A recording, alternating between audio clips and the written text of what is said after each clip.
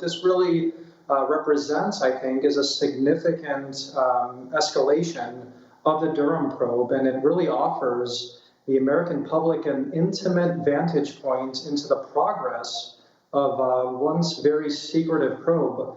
We've only really had three major updates from John Durham since he's really been investigating the scandal, and that was, of course, how his entire probe started.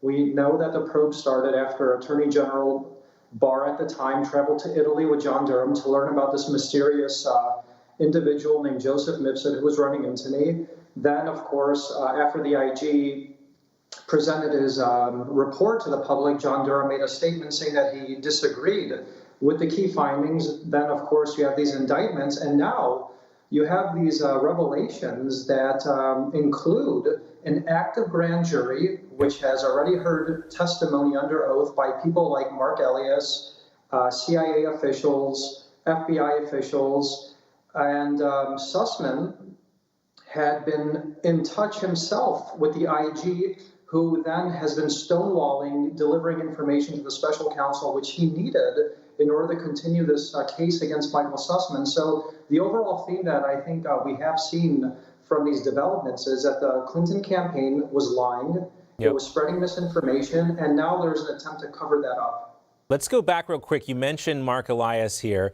This is one of the big revelations here, in addition to the ongoing criminal investigation of Sussman's conduct.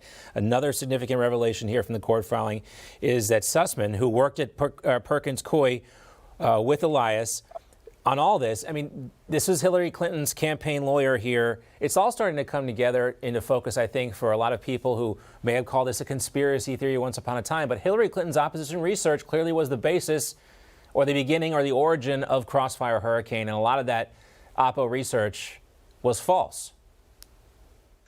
Indeed, and look, Mark Elias is the individual who hired Fusion GPS, who was working directly with a foreign spy named Christopher Steele to assemble this dossier, which was really the foundation or the false foundation to launch the most scandalous probe in modern American history, known as Crossfire Hurricane. So I think as Sussman continues to ask for more discovery, we are going to see these tidbits of information about the progress of John Durham's probe, and it's really going to shock Americans at how connected this really was to the Clinton campaign itself. And unfortunately, it did tarnish and throw our country into turmoil for the last 3 years.